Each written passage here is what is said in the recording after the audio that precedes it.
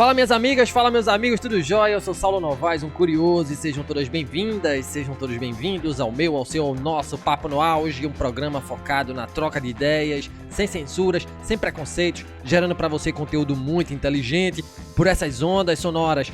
Sempre um especialista por episódio, tanto na Rádio Paulo Freire, AM 820 do Recife, uma rádio da Universidade Federal de Pernambuco, como também nos agregadores de podcast e no YouTube. Muita informação, muito conhecimento sendo gerado, de modo a amplificar a voz da ciência, a voz docente, a voz da educação. Eis o nosso propósito. Vamos pro auge!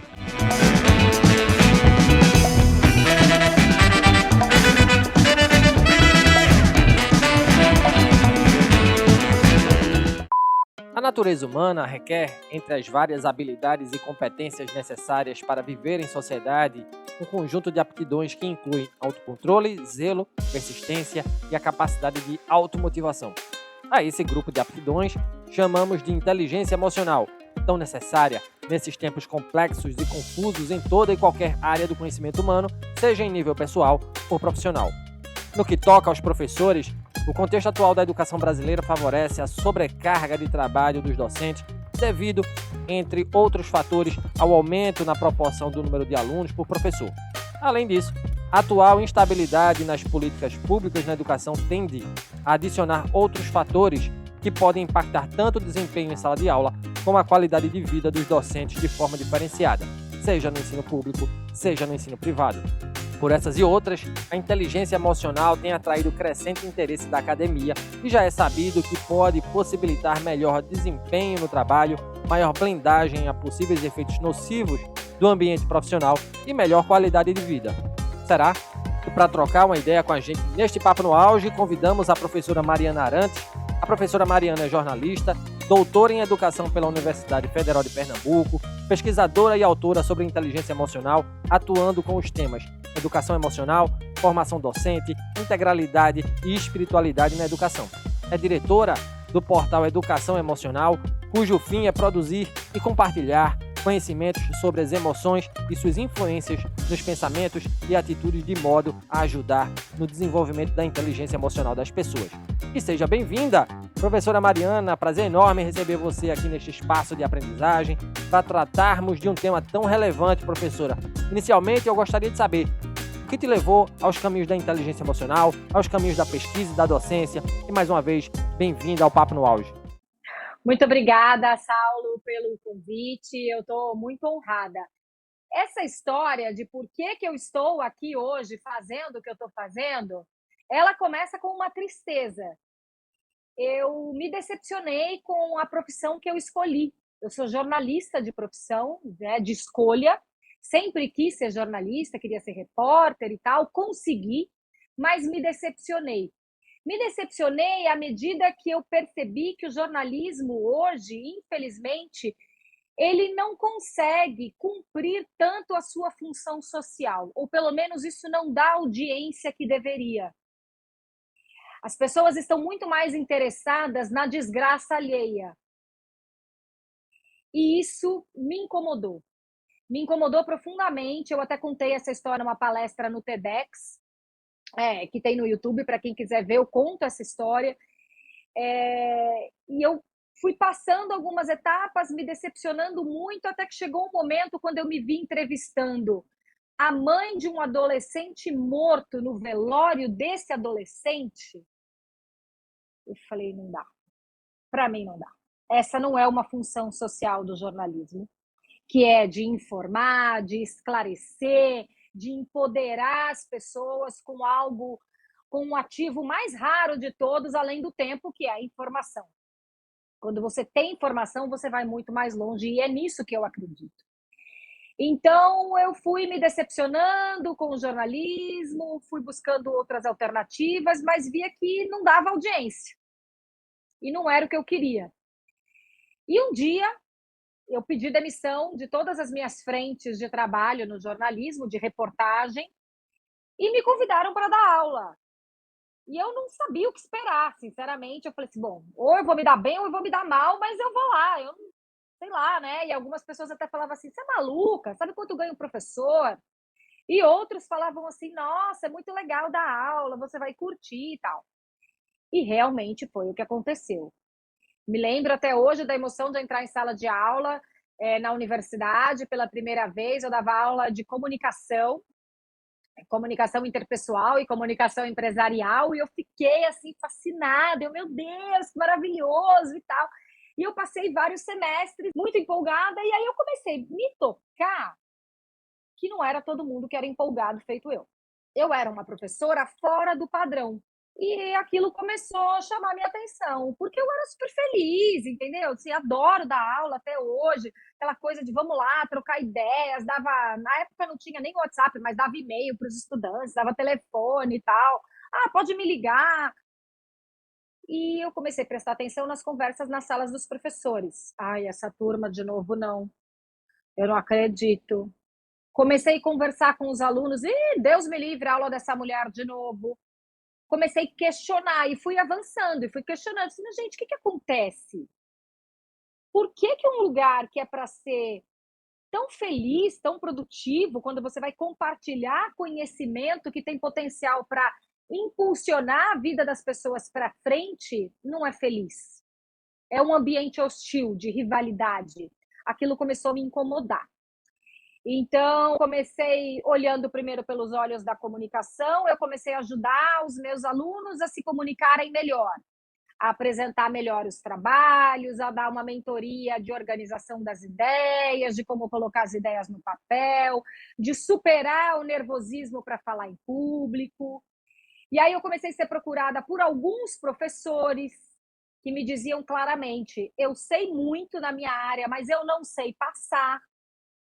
Eu fico nervoso numa sala com 80 estudantes, 60 estudantes, quando me questionam, professor, mas o Google disse outra coisa, eu digo o quê para esse cidadão e tal. Todas essas histórias que quem é professor sabe demais o que é isso. E então eu comecei a ser cada vez mais procurada por professores, até que abriu uma consultoria para isso. Na época, já tem mais de 10 anos essa história, e eu fui trilhando esse caminho, e aí eu falei, bom, eu queria dar uma contribuição mais efetiva. E aí eu ingressei na pesquisa. Eu ingressei no mestrado em educação, investigando o quanto a falta do nosso conhecimento sobre as emoções interfere na relação entre professores e alunos. Primeiro eu fiz um mestrado a respeito disso, e depois no doutorado em educação também, eu desenvolvi uma metodologia chamada Educação Emocional Integral, que na verdade é um processo educativo, ainda hoje acompanhado pela Universidade Federal de Pernambuco, que trabalha o desenvolvimento da educação emocional e das habilidades socioemocionais, da inteligência emocional, falando mais simplificadamente, que influenciam o processo de ensino-aprendizagem e que potencializam o desenvolvimento integral do ser humano. Ou seja, a gente olha o professor por inteiro e olha o estudante e todos os agentes escolares, a família, o corpo diretivo da escola, os colaboradores também na sua integralidade. Foi assim, eu resumi 10 anos aí, 11 anos em pouco tempo. E do doutorado também nasceu o portal Educação Emocional. Foi numa crise do doutorado, inclusive, porque o doutorado, né, a gente tem que se restringir àquele objetivo de pesquisa, e aquilo dá uma dor. Eu falei assim, meu Deus, o que eu vou fazer com tudo que eu cortei?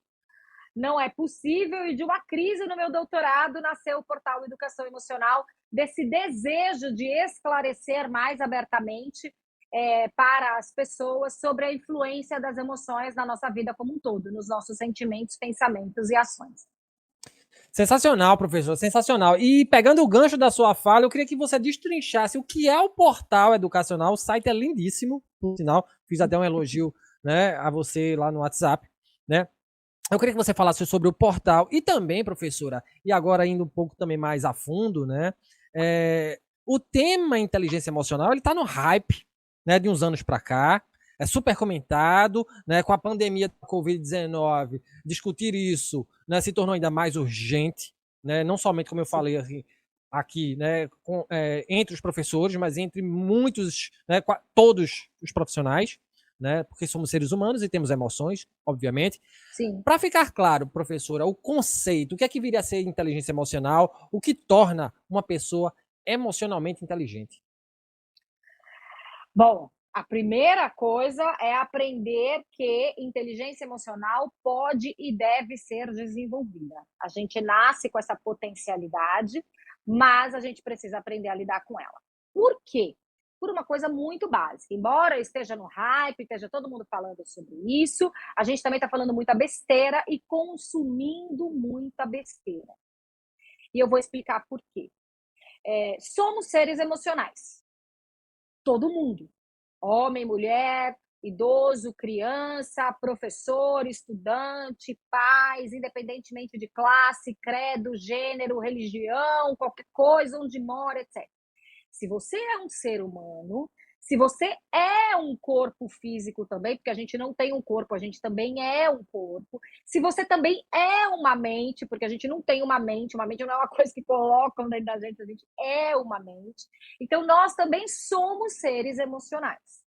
Nós também nos emocionamos. Isso significa que a gente não pode separar a emoção de razão, e a gente cresce aprendendo a falar isso, especialmente na escola, nós somos já educados e educamos assim. Para com essa história. Agora é hora só de pensar. Foco, foco, foco. Deixa a emoção de lado e usa a razão. Não dá. Segundo mito, quando a gente desenvolve a nossa inteligência emocional, que cai por terra. A gente não consegue controlar as emoções. Elas acontecem independentemente da nossa vontade e da nossa consciência.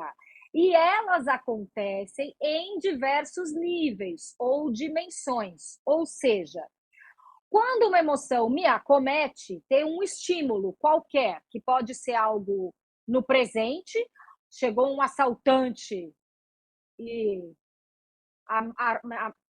apontou uma arma para mim, aquilo me amedronta, ou se eu me lembrei de um episódio de assalto, por exemplo, o assalto não está ocorrendo, foi no passado, ou se eu só imaginei, não precisa ser real, pode ser imaginário, eu imaginei, se eu for por essa rua eu vou ser assaltada, na hora eu sinto medo. Então é algo que afeta o meu interior e que se manifesta também no meu exterior. À medida que o meu coração vai bater mais rápido, a minha mão vai suar frio, o meu pensamento vai ficar acelerado, eu posso engasgar na fala, eu posso esquecer o que eu ia dizer, aquilo vai afetar a minha memória. E também vou sentir diferenças significativas no meu corpo exterior. Vou falar mais alto, vou gritar de medo, vou sair correndo, ou vou ficar paralisada no caso de um assalto. E também vou expressar isso socialmente. Também vou expressar socialmente. Por exemplo, na raiva, e a gente fala muito, porque infelizmente a raiva é muito presente na escola, a gente fecha a cara, se fecha e não quer mais nem conversa com nada. Terceiro mito que a gente derruba quando desenvolve a nossa inteligência emocional é que a gente para de repetir a bobagem de que emoções são positivas e negativas. Elas cumprem uma função de sobrevivência e de adaptação. Se elas são de todos nós seres humanos, se todos nós somos seres emocionais e a gente não consegue separar razão de emoção, isso tem uma explicação. Elas nos ajudaram a sobreviver enquanto espécie humana no planeta Terra. Já nos ensinou Darwin, vários séculos atrás. Se ela tem uma função de sobrevivência e de adaptação, ela não é positiva e não é negativa. Então, quando a gente explica, aí você é mais clara. Quando a gente explica assim, a gente escuta aquela besteira assim. A raiva é uma emoção muito negativa. Eu não sinto raiva. Mentira. Mentira, porque se alguém te desaforar, se alguém disser, se alguém te ofender publicamente, apontar o dedo na sua cara, se um estudante gritar com você, se um outro professor até não dividir o armário, detonar seu trabalho, é claro que você vai sentir raiva. E é uma raiva legítima. Por que não seria? A questão é o que você vai fazer com ela. É o que você vai fazer com ela. Outra emoção que a gente diz que é negativa. e que na pandemia, então, ela está parecendo proibitiva, porque nós estamos nos forçando, dada a pressão do mercado e a pandemia que não acabou, né? Eu só posso ser feliz. Então, a gente está se acostumando a ouvir que a tristeza é uma emoção negativa. Não. A tristeza tem uma função de sobrevivência e de adaptação extremamente importante. Ela nos ajuda a lidar com as coisas que nós não podemos lidar. Quando eu aceito que existem coisas que eu não posso lidar, por exemplo, a morte, por exemplo, perder um emprego, não está na minha alçada, por exemplo, perder alguém, uma separação, que seja até um pet, um animal de estimação, eu consigo, quando eu aceito isso, eu acolho essa tristeza, ela passa a ser legítima, eu permito que ela não se desequilibre e se torne uma depressão. E quando eu estou com essa emoção equilibrada, eu aprendo a lidar com as coisas que eu não posso lidar, que eu não posso controlar. Então, quando eu vivencio adequadamente a tristeza, eu me regenero, me recupero, me reconstruo e sigo em frente. Então, não tem essa de emoção positiva e emoção negativa.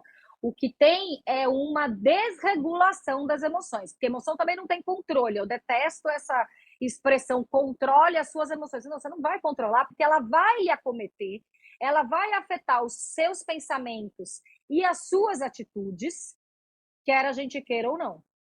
Então, ela não tem controle, mas então a gente precisa ter consciência dela, do que a provocou e saber o que é que eu devo fazer quando eu estou emocionado para reagir adequadamente. Isso é ter inteligência emocional. É perceber como as emoções afetam os nossos sentimentos, como os nossos pensamentos e os nossos comportamentos, as nossas ações, e conseguir reagir adequadamente às pressões internas e externas. Todos nós temos sonhos, desejos, ansiedades que nos pressionam, que nos motivam, que nos fazem levantar da cama de manhã para ganhar pouco, ganhar muito, buscar alguma coisa, enfim. E pressões externas, tenho que lidar. Como é que eu lido com 80 estudantes em sala de aula? Como é que eu lido com as aulas remotas? Tudo isso, quando a gente tem Sensacional, inteligência professora. emocional, fica mais fácil. E qual é o papel do portal Educação Emocional nesse cenário todo que a senhora descreveu aí, professora? Levar essa missão, né? Levar essa informação, esse conhecimento sobre as emoções e a influência que elas têm nos nossos pensamentos, nas nossas ações, para diante, desmistificar esses erros, porque entenda, Saulo, não é culpa nossa, sabe? A gente não veio, não é que assim, ai meu Deus, eu não aprendi inteligência emocional e agora me sinto culpado. Não, não é isso. A gente não desenvolveu a nossa inteligência emocional, não teve a oportunidade disso por um processo histórico. A nossa herança da modernidade que privilegiou muito mais o raciocínio lógico-matemático, aquilo que a gente consegue mensurar, quantificar, comparar, delimitar. E emoção não é assim, é muito mais subjetivo. Inclusive, do ponto de vista da pesquisa, a emoção ainda é um construto, nem é um conceito. Está se discutindo ainda o que é, sabe, para delimitar esse conceito. Então a gente ainda tem muito que avançar, mas não quer dizer que porque a gente tem muito que avançar que a gente tem que propagar um monte de besteira por aí. E eu tenho muita preocupação com as redes sociais, etc., esse monte de coisa que a gente invade, com a saúde mental, já tinha antes da pandemia. E então a missão do portal Educação Emocional é essa: produzir e compartilhar conhecimento embasado e referenciado, porque a gente só trabalha com pesquisa, sem achismo, que possa levar às pessoas uma informação de qualidade sobre as emoções e suas influências nos nossos comportamentos, nas nossas atitudes e no nosso modo de pensar, de agir no mundo. E aí tem um braço da educação, né? Assim, eu como educadora, eu fui picada pelo bichinho da educação lá atrás. Eu trabalho muito mais próxima da educação, porque embora o mercado de trabalho todo hoje precise muito, a gente tem muita demanda do mercado de trabalho, do corporativo, de uma forma em geral, Mas eu acho que é na escola, é pela escola que meu coração bate mais forte, sabe? Então, me dedico muito a falar de inteligência emocional para educadores, para escolas, para os pais, porque as emoções têm uma forte influência no processo de ensinar e de aprender. Sensacional, professora doutora Mariana Arantes. Como é que o desenvolvimento da inteligência emocional pode ajudar professores no seu ofício, evitando, por exemplo, que o docente não surte ainda mais, né, dado o contexto de pouca valorização e da vasta precarização da carreira de modo geral, né? Por que que a gente precisa, nós professores, por que que a gente precisa ser emocionalmente inteligente, professora? Olha, Saulo, e aí sem vergonha nenhuma e até um pouco emocionada, eu vou te dizer, o meu propósito hoje, principalmente, é cuidar do professor hoje. Eu já fiz várias campanhas de protagonismo docente. O portal, junto com a Universidade Federal de Pernambuco, leva adiante o programa de apoio emocional ao educador de escola pública, porque a gente está vendo não só a precarização da carreira, a gente está vendo uma extinção da carreira. A carreira está minguando. Está minguando. Eu tive outro dia no interior de Pernambuco e comentaram comigo numa cidade que de toda a rede pública dos alunos, eles fizeram uma pesquisa, ninguém ia para a licenciatura. Ninguém ia. E isso não é só no interior de Pernambuco, isso está correndo de modo geral. Várias pesquisas aí, vários institutos têm mostrado isso. A docência não é mais uma carreira interessante. Ela é uma falta de opção. Eu dou aula enquanto não aparece coisa melhor. É fato isso. E outra coisa, se a gente não cuidar do professor hoje, eu que tenho um filho pequeno de 8 anos, esse menino vai chegar na faculdade, quem é que vai dar aula para ele? Então, assim, o professor sempre precisou de ter a sua inteligência emocional desenvolvida, porque ela precisa, assim, a gente precisa entender como é que a emoção influencia no processo de ensino-aprendizagem com mais clareza. A ONU, a Unesco já disse, desde o início dos anos 2000, que educar é uma atividade emocional. Existe um estudo chamado PEIC, que foi feito em 14 países, inclusive no Brasil, que mostrou que o clima emocional tem uma forte influência nos processos de ensino-aprendizagem. Por quê? Porque passa por como o aluno passa pela identificação, pelo sentimento de pertença. Como é que o aluno se identifica com a escola? Como é que o professor se identifica com aquele local de trabalho? E se a minha identificação ela não é positiva, o meu compartilhamento, no mínimo, vai deixar a desejar. A minha produtividade, no mínimo, será afetada. Então, a gente já dizia isso desde os anos 2000, a gente nem imaginava que a pandemia ia deixar isso tão evidente. E se teve uma coisa que foi bom, foi isso na pandemia.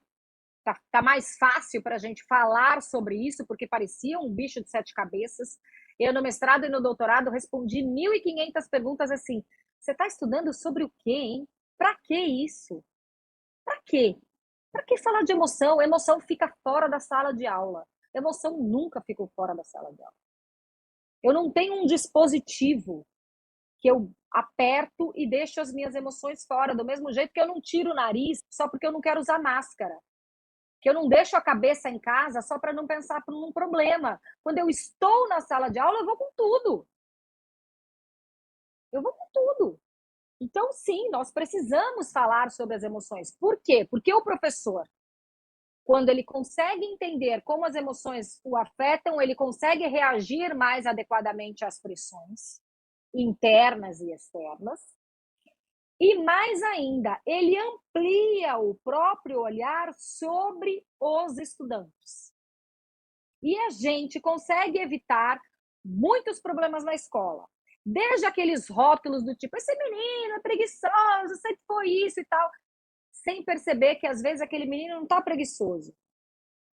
Ele está desinteressado porque ele está com uma dor muito mais profunda que ele não está conseguindo lidar. Às vezes até casos de abuso, como temos visto na pandemia. Às vezes outras coisas que parecem simples porque são comuns, Mas para um adolescente ou para uma criança enfrentar com uma separação dos pais, por exemplo, pode ser muito dolorosa e isso vai influenciar.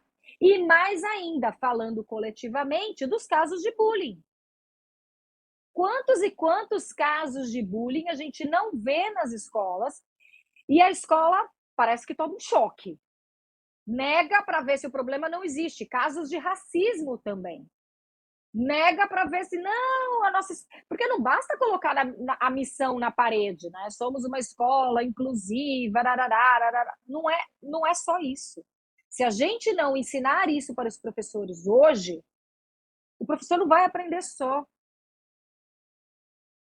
E a gente, eu acho que assim, uma das coisas que eu desejo para o portal Educação Emocional, inclusive é algo que nós vamos fazer ainda, a gente já fez um pouco nos anos anteriores e vamos voltar com mais força nesse ano, é formar multiplicadores, transformar o professor em multiplicador, porque o professor, quando ele aprende para si, ele leva isso adiante. Então, a nossa intenção maior é com que esse professor, que a gente cuide desse professor hoje, para que ele possa cuidar de si e do seu entorno, incluindo os estudantes. Tem uma pergunta, Saulo, que sempre me move na pesquisa e no meu trabalho, no dia a dia, que eu sou privilegiada, então eu trabalho com o meu propósito de vida. Eu tenho esse privilégio. E o que me move nesse universo é refletir sobre que tipo de seres humanos estamos ajudando a formar na escola, atrelada a uma outra pergunta: e que tipo de seres humanos nós estamos nos tornando na escola? Boas perguntas e que abre uma vala de possibilidade de questionamentos, né? Para além dessas perguntas que você faz e traz à tona aqui para a gente. Será que dá para a gente dizer, né, que há distintas categorias e distintos níveis de inteligência emocional? Por exemplo, né, professoras têm mais acentuada inteligência emocional do que professores, né? Gênero, questão de gênero. Docentes de escola pública, de ensino básico, são mais suscetíveis, né, a intempéries emocionais do que docentes de escola privada. Docentes do ensino superior são mais emocionalmente inteligentes do que professores da educação básica, por exemplo? Cientificamente não, tá? Não tem nenhuma gradação já que tenha sido estudado nessa profundidade. Por quê? Porque nós ainda estamos num outro nível. A gente ainda está explicando para o professor que ele é gente, que ele tem sentimentos e que esses sentimentos afetam o trabalho dele. É incrível isso, parece simples, mas é muito sério. Para pensar sobre isso. Você não faz ideia, Saulo, de quantas vezes nas palestras, eu dou palestras em várias partes do Brasil, inclusive até pelo Sebrae, os professores viram e falaram assim: muito obrigada por me dizer que chorar é legítimo. Muito obrigada por me dizer que eu posso chorar. Nós somos da geração do engole choro. Você, homem, ouviu ou não ouviu essa frase? Engole choro, menino! Engole choro! Isso é fato, isso é real. Então a gente ainda tem que explicar que o choro não é para ser engolido, que o choro é uma manifestação neurofisiológica natural do organismo, de homens e mulheres. Percebe que a gente está muito antes? A gente está muito antes. Muito, mas muito. Uma vez um pesquisador espanhol me disse o seguinte, porque a Espanha e os Estados Unidos são os países onde isso está mais avançado, os processos de educação emocional estão mais avançados. Nos Estados Unidos, eles já estão na fase do comparar os programas. Existem vários programas, vários processos educativos, eles estão comparando, lá já é política pública, então eles conseguem comparar. Esse funciona assim, esse funciona assado, já tem ranking, etc. Na Espanha, me disse esse professor, não, lá a gente está assim. A gente já conseguiu sensibilizar toda a comunidade sobre a importância disso. Então, todo mundo fala sobre inteligência emocional e busca aprender sobre. E a sensação que eu tenho aqui no Brasil é que vocês ainda estão pedindo, pelo amor de Deus, prestem atenção que o que eu estou falando é importante. E, infelizmente, eu concordo com ele, é verdade. A gente ainda está muito antes. Mas, claro, né, pela literatura dos outros países, a gente pode dizer que para as emoções, no caso da expressão das emoções, por exemplo, parece ser mais legítimo para as mulheres. Não que os homens não precisem, mas culturalmente A gente aceita aqui no Ocidente que as mulheres se emocionem mais, embora erroneamente a gente atribua a expressão das emoções a uma fraqueza. A expressão da emoção não é fraqueza, muito pelo contrário. Então, sim, as mulheres nesse ponto parecem ser mais preparadas ou estão mais à vontade para expressar isso. Com relação à necessidade, escola pública, escola privada, ensino infantil, ensino superior, tá todo mundo junto. Todo mundo precisando aprender a lidar com isso. Ô, professora Mariana, você já falou isso, já pontuou na sua fala brilhantemente. Para a gente ratificar aqui, né? Havendo docentes emocionalmente mais preparados, qual é o impacto desse desenvolvimento na educação como um todo? Né? Como é que fica a relação professor-aluno quando eu, né, enquanto docente, sou emocionalmente equilibrado? Quando eu sou emocionalmente equilibrado, isso é um processo, tá? Tem dia que, obviamente, a gente acorda melhor, acorda pior, mas isso faz parte do processo. Vivenciar o seu melhor emocionalmente, não quero dizer engolir aquela emoção e deixá-la fora da sala de aula, quero dizer conseguir regular o seu estado emocional para o momento do trabalho. Como diz um professor amigo meu, muitas vezes significa não dar uma voadora no pescoço do aluno, né?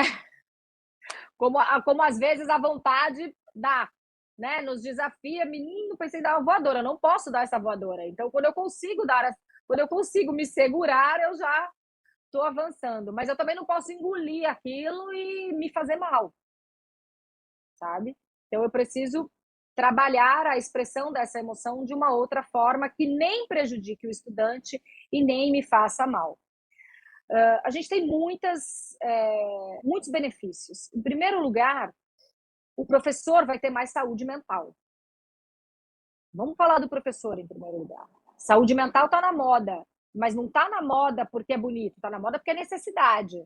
Porque agora na pandemia nós comemos o pão que o diabo amassou. Lá no site do educaçãoemocional.com.br, quem quiser, tem lá, eu fiz vários manifestos que foram publicados pela imprensa, inclusive pelo Estadão, pelo Jornal do Brasil, pedindo para que as pessoas olhassem para a saúde emocional do professor na pandemia, assim como nós olhamos para a saúde emocional dos profissionais de saúde. Porque a gente não fez perguntas básicas como com quem fica o filho do professor, da professora do meu filho enquanto ela está dando aula remota para o meu filho? Com quem fica o filho dela? A gente não fez essas perguntas. A vida do professor também foi afetada. E a gente não fez. Então, um professor mentalmente saudável, obviamente, ele vai produzir mais. A gente fala tanto que precisa de engajamento, o professor precisa ser criativo, precisa usar metodologias ativas, precisa ser inovador, precisa sair da caixa. Mas como é que eu vou estimular a minha criatividade se eu estou mentalmente adoecido? Criatividade tem a ver com alegria. Agregação tem a ver com o sentimento de alegria. Se eu vou para o trabalho, como eu vou para a forca, se eu vou para o trabalho sentindo que ali é o que eu tenho e não o que eu quero, eu não aguento mais, mas eu não sei o que fazer, eu não quero fazer, muito difícil você sair do quadrado e você pensar ou buscar, mesmo que lhe peçam, formas de atuação mais potentes, mais inovadoras, mais criativas, mais inclusivas que sejam. Então, esse é um professor também que, além de ter mais saúde mental, ele vai conseguir olhar mais integralmente para o estudante. Da mesma forma que o professor não é só um cabeção pensante ou uma mão que só escreve para preencher relatório, o estudante também não é. O estudante também não é. E outra coisa, né? Assim, eu nem falei nisso, mas a BNCC botou aí para a educação básica. O estudante da educação básica hoje precisa sair com habilidades socioemocionais plenamente desenvolvidas. Como é que eu vou explicar aquilo que eu não sei? Eu não tenho nem para mim. Autoconhecimento e autocuidado, solidariedade e empatia, ninguém tem comigo. Porque a realidade da sala de aula é essa. Quem olha para mim? Na BNCC, inclusive, não são só... Tem 6 competências que são mais explícitas. Mas todas as 10 tocam nesse processo de formação humana integral. Como é que eu vou desenvolver pensamento crítico se eu não sei como aquilo me afeta? Eu não sei avaliar se aquilo que eu estou lendo ou aquilo que eu estou digerindo, que está sendo compartilhado comigo, me afeta para o bem ou para o mal? Me deixa confortável ou desconfortável? Eu não vou. Como é que eu vou cuidar desse estudante? Como é que eu vou evitar casos de bullying se eu não estou conseguindo nem lidar comigo? Como é que eu vou conversar com pais, familiares, responsáveis e perceber o quanto eles estão abalados, embora estejam interessadíssimos em ajudar os próprios filhos, obviamente. Mas como é que eu vou conseguir sugerir ações que sejam positivas? Ou como é que eu vou conseguir falar com esses pais, percebendo a dor deles, se a minha própria dor está entalada na garganta? O clima emocional interfere no processo de ensino-aprendizagem. No PEIC, que foi essa pesquisa que eu citei, que foi comandada pela Unesco, especialmente por um pesquisador chileno chamado Juan Casasus, o PEIC foi para olhar a qualidade da aprendizagem, se eu não me engano, foi de primeira a quarta série em português e matemática. Português e matemática. Quais eram os fatores de maior influência? E aí eles esperavam encontrar coisas como material didático, qualidade da infraestrutura, o acesso, renda, esse tipo de influência. Encontraram. Mas também encontraram uma subjetividade que tinha mais peso do que todos os outros fatores somados, que era essa identificação. E aí eles cunharam esse termo clima emocional. O clima emocional na escola influencia os processos relacionais. Se a escola tem algo que eu digo todas as vezes. A escola é feita por pessoas para outras pessoas. É importante o material didático, a infraestrutura, claro que é. Claro que é. Mas uma escola é feita de seres humanos. Por isso que as emoções são importantes. Por isso que a gente precisa falar sobre isso. Muito bacana, professora, muito bacana a sua fala e os exemplos que você traz para embasar, né, a sua fala. Professora Mariana, para a gente finalizar esse grande bate-papo, você falou em política pública, né, na Espanha, nos Estados Unidos, né, e no Brasil, né, o que é que falta para a gente massificar a educação emocional junto aos professores, tornando isso, inclusive, prática recorrente nas formações docentes, tendo isso como premissa, né, como sendo política pública, né, nas formações, por exemplo? Olha, falta muito e falta pouco ao mesmo tempo. Por quê? Porque quando a BNCC trouxe o assunto à tona,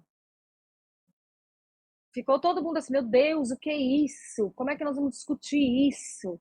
Para onde vai? O que danado é isso? Porque a BNCC trouxe o assunto à mesa, mas também não explicou como fazer, não tem regulamentação, não tem orientação, a gente não tem base, enfim. Olha, a gente quer, pensando na formação do estudante para o mercado de trabalho, o mercado de trabalho disse assim: a gente precisa de pessoas que tolerem frustração, que sejam empáticas, né, na construção de uma cidadania. Então, isso tem que sair da escola. Mas isso não está na formação docente, mas isso não estava sendo discutido antes.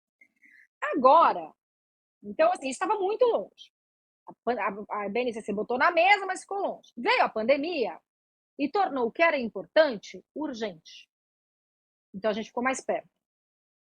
Porque agora, pelo menos, a gente consegue entrar na escola já para falar sobre isso. É incrível, mas a gente não conseguia. Não conseguia. Parecia uma coisa de maluco beleza. Sabe aquela história do pessoal de humanas? Ei, quem é que quer saber disso? Vai lá e dá sua aula e pronto. O conteúdo está aqui. O que você quer fazer? Que mané olhar o professor por inteiro. É um trabalho como outro qualquer. Que aluno? Aluno é tudo vagabundo. Entendeu? Então agora a gente já consegue entrar e questionar os processos. Questionar os processos. Então, ficou mais perto. Por outro lado, a gente tem um bom caminho aí para percorrer. Por quê? Porque se no mundo inteiro nós ainda estamos discutindo o construto da emoção, se mesmo nos países onde isso já está mais avançado, Estados Unidos, Espanha, Chile, por exemplo, ainda não há uma. A gente tem vários norteadores, mas a gente não tem tempo histórico para falar assim, não, esse aqui é nota 1000. Esse é um processo educativo. E, por outro lado, a gente também precisa respeitar a individualidade do ser humano na sua coletividade. Então, entenda, não é um processo fácil de ser construído. Né? E vai levar tempo, como tudo na educação, leva tempo para ser discutido, leva tempo para ser implementado, leva tempo e recursos para ser acompanhado e também para ser avaliado. Mas eu já acho muito positivo que a gente tenha espaços para falar e fazer sobre isso. O Educação Emocional Integral, por exemplo, esse processo educativo, o portal Educação Emocional, pela iniciativa de levar isso para a educação, a gente conseguiu um espaço inimaginável o ano passado, em 2021, quando fomos acelerados pela FINEP, pelo Ministério da Ciência, Tecnologia e Informação, no Mulheres Inovadoras, em 2021, a única empresa de educação no Brasil inteiro. A única empresa de educação no Brasil inteiro, que me dava uma felicidade e uma dor ao mesmo tempo. Porque tinha lá o pessoal da biotecnologia, o pessoal do agronegócio, assim, recebendo rios de dinheiro e eu lá falando, né? Falei, olha, mas a gente chegou entre as 30. Assim, o portal Educação Emocional foi considerado uma das 30 empresas mais inovadoras. O processo educativo Educação Emocional Integral foi reconhecido como uma tecnologia inovadora capaz de modificar a vivência na escola e necessária para a pandemia, principalmente nesse momento de pandemia. E agora a gente está aí no mundo, né? Se jogando, descobrindo como fazer, aceitando, mas plantando sementes. Eu acho que a gente está numa fase muito importante de semear. Vamos falar sobre o assunto, vamos trazer discussões, vamos sair com mais dúvidas do que respostas, porque são essas dúvidas que vão nos mobilizar a cumprir esse trajeto e ajudar outras pessoas.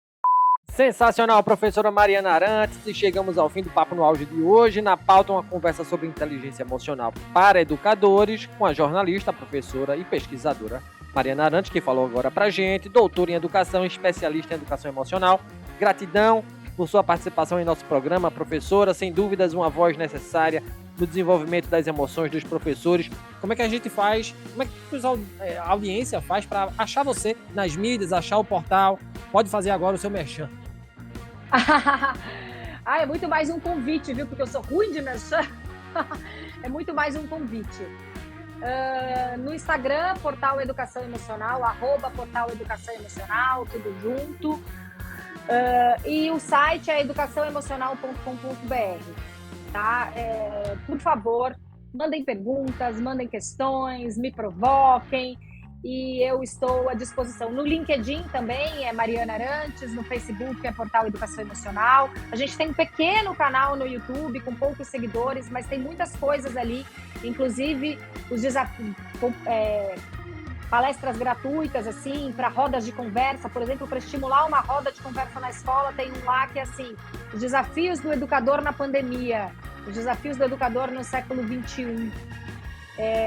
Então, consumam, discutam, sabe? E principalmente, professores, o meu desejo é que a gente se una em torno de um protagonismo docente.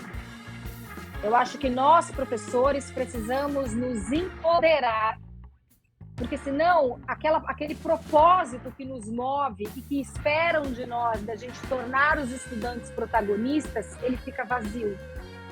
Eu não consigo dar o que eu não tenho.